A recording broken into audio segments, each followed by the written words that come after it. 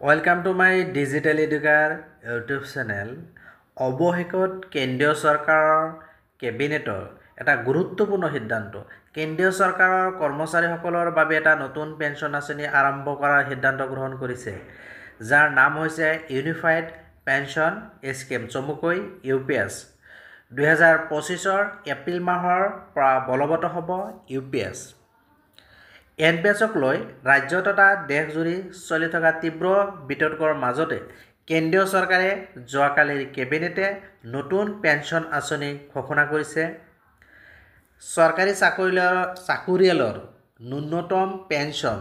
আৰু পৰিয়ালৰ পেঞ্চন প্ৰদানৰ এই আঁচনি কেন্দ্ৰীয় চৰকাৰৰ কৰ্মচাৰীসকলৰ বাবে সিদ্ধান্ত লোৱা হৈছে যদিও ৰাজ্যিক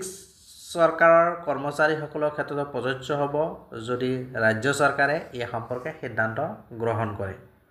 আৰু এই আঁচনিৰ জৰিয়তে কেন্দ্ৰীয় চৰকাৰৰ 23 লাখতকৈ অধিক কৰ্মচাৰী উপকৃত হ'ব কৰ্মচাৰী এই ক্ষেত্ৰত অপচন থাকিব তেখেতসকলে UPS নে NPSত অন্তৰ্ভুক্ত হ'ব ঠিক সেইদৰে ৰাজ্যিক চৰকাৰৰ অন্তৰ্গত কৰ্মচাৰীসকলেও UPSত অন্তৰ্ভুক্ত হ'ব পাৰিব যদি ৰাজ্য চৰকাৰে এই সম্পৰ্কে সিদ্ধান্ত লয় আনকি NPSত অংশগ্ৰহণ কৰা কৰ্মচাৰীসকল অৱসৰ লোৱা কৰ্মচাৰীসকলেও UPSৰ বাবে আবেদন কৰিব পাৰিব UPS সম্পৰ্কে কেইটামান গুৰুত্বপূৰ্ণ পইণ্ট ন্যূনতম 25 বছৰ চাকৰি কৰা লোকসকলে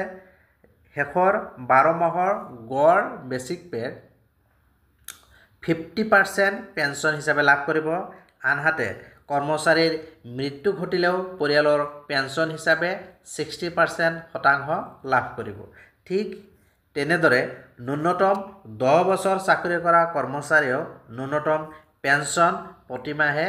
10,000 টকা লাভ কৰিব আৰু এই নতুন আঁচনি বলবৎ কৰাৰ পাছত প্ৰথম বৰ্ষতে চৰকাৰৰ প্ৰায় 6,250 কোটি টকা ব্যয় হ'ব আৰু বকেয়াৰ বাবে প্ৰায় 800 কোটি টকা ইতিমধ্যে কেন্দ্ৰীয় চৰকাৰে ধাৰ্য কৰিছে মই এই ভিডিঅ'টোৰ যোগেদি এই কথাখিনি উল্লেখ কৰিলোঁ যে অহা বছৰ এপ্ৰিলৰ পৰা কেন্দ্ৰীয় চৰকাৰে ইউনিফাইড পেঞ্চন আঁচনি নামৰ নতুন পেঞ্চন আঁচনি প্ৰৱৰ্তন কৰাৰ সিদ্ধান্ত গ্ৰহণ কৰিছে পৰৱৰ্তী সময়ত UPS সম্পৰ্কে ইন ডিটেইলছ আলোচনা কৰিম মই এই ভিডিঅ'টোৰ যোগেদি এই গুৰুত্বপূৰ্ণ খবৰখিনি শ্বেয়াৰ কৰিলেও ভিডিঅ' ভাল লাগিলে লাইক আৰু শ্বেয়াৰ কৰিব আৰু এনেকুৱা ধৰণৰ গুৰুত্বপূৰ্ণ বাতৰিৰ বাবে যিসকলে এতিয়া চেনেলটো ছাবস্ক্ৰাইব কৰে চেনেলটো ছাবস্ক্ৰাইব কৰি নটিফিকেশ্যন বেলটো অল কৰি দিব থেংক ইউ